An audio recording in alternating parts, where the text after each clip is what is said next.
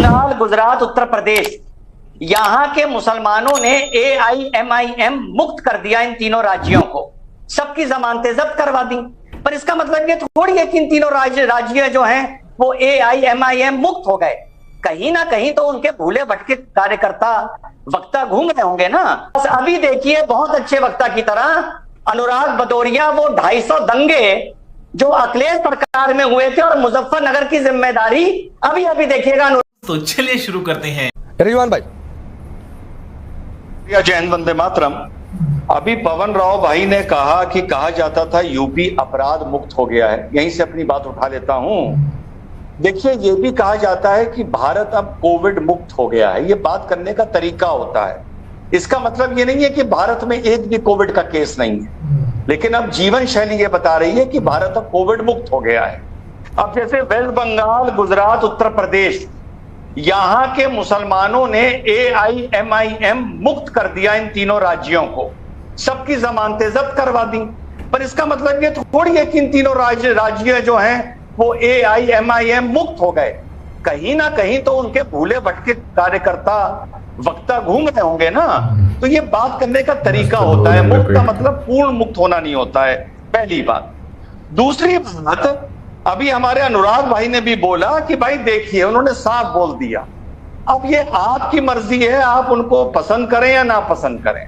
उन्होंने साफ बोल दिया कि किसी भी अपराधी को हम तब तक टिकट देते रहेंगे जब तक न्यायालय उसको सजा नहीं देगा। बात खत्म। अब आप इसके आगे कुछ अनुराग भाई से नहीं पूछ सकते। उन्होंने अपने पत्ते साफ खोल दिए कि कोई किडनैपर हो, बलात्कारी हो, कातिल हो, एक्सटॉर्शनिस्ट हो, अतीक की तरह, जब तक सरकार उसको सजा नहीं देगी तब तक हम उसको टिकट देते रहेंगे।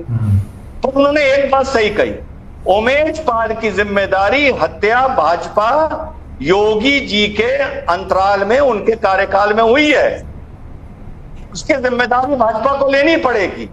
बस अभी देखिए बहुत अच्छे वक्ता की तरह अनुराग भदौरिया वो 250 दंगे जो अखिलेश सरकार में हुए थे और मुजफ्फरनगर की जिम्मेदारी अभी अभी देखिएगा अनुराग भाई लेंगे। मैं जानता हूं बहुत अच्छे आदमी हैं। जिस मापदंड से उमेश पाल की हत्या की जिम्मेदारी योगी को लेनी चाहिए, तो मुजफ्फरनगर की जिम्मेदारी तो अखिलेश को लेनी चाहिए ना। अनुराग भदौरिया, सवाल यह है कि भारतीय जनता पार्टी क्यों आदत हो गई है, अपने ऊपर कोई जिम्मेदारी लेना नहीं चाहती। आप ये बोल बोल के चुनाव जीत के आए हैं और चुनाव जीतने के बाद आपको 6 साल हो चुके हैं, उसके बावजूद भी माँ बेटी जिंदा जल जाए और पुलिस प्रशासन खड़ा रहे और हम कहें कि ना ना वाह वाह वाह वाह, बहुत अच्छी बात। माँ बेटी जलना मतलब समझते हैं जिंदा जलना, जिंदा जलना बहुत बड़ी बात होती है। अब इसका दर्द अगर किसी को नहीं होता है तो इस तकलीफ की बात। दिन दहाड़े मंत्री का बेटा रौंद दे 4 लोगों को, आरोप रौंदने का हो, और हम उसके बाद कहें नहीं नहीं सब कुछ अच्छा चल रहा है, तब तो भैया फिर तो आप कुछ कहना ही नहीं है। दिन दहाड़े गोली बारूद चले, उमेश पाल की हत्या हो जाए, जिम्मेदारी समाजवादी पार्टी की तय की जाए, फिर खोजा जाए, हत्या हो गई, अच्छा इतनी बड़ी घटना हो गई, अरे इसको कैसे खोजा जाए, किस पे डाला जाए? नहीं अनुराग भदौरिया, जो बातें गिनवाई रिजवान अहमद ने, जो बातें गिनवाई उन्होंने, आप लोग कभी खुलकर उनकी जिम्मेदारी लेते हुए सुनाई दी है क्या? अरे भैया चलिए आज बोल दीजिए, आज ही शुरुआत कर दीजिए। हमारे कर्मों की वजह से सरकार गई थी हमारी, बोल दीजिए, इतनी बात खत्म। मैं सुन तो लीजिए, विपक्ष अपनी पूरी जिम्मेदारी से अपना काम कर रहा है, सत्ता पक्ष को जगा रहा है। ये जब हत्याकांड हुआ, सत्ता पक्ष सो रहा था, विपक्ष ने जगाया। देखिए वहां इतना बड़ा हत्याकांड हो गया, तब नींद से नहीं वो तो जगा दिया। अनुराग भदौरिया, आपने विपक्ष की भूमिका निभा दी, लेकिन जब आप पक्ष में थे उस समय जो कांड हुए उसकी जिम्मेदारी कब आपने ली?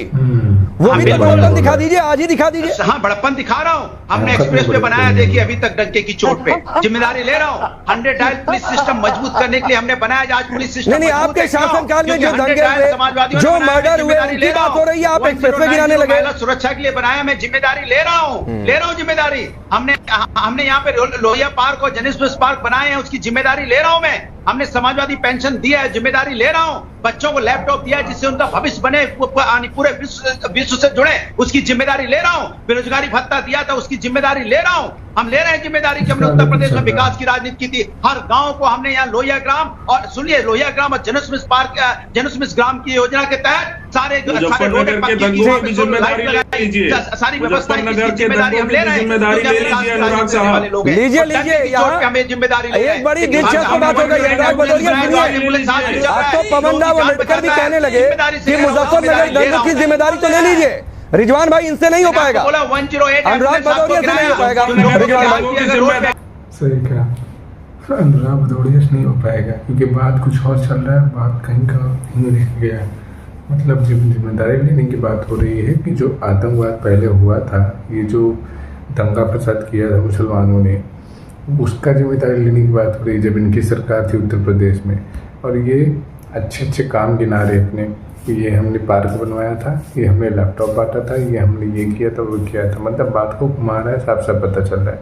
इसको सिर्फ रिजवान भाई धोते हैं अच्छे से और किसी के बस की बात नहीं है। जितना अच्छा वो बोलकर इसे रुला देते हैं उतना अच्छा कोई नहीं बोल पाता है।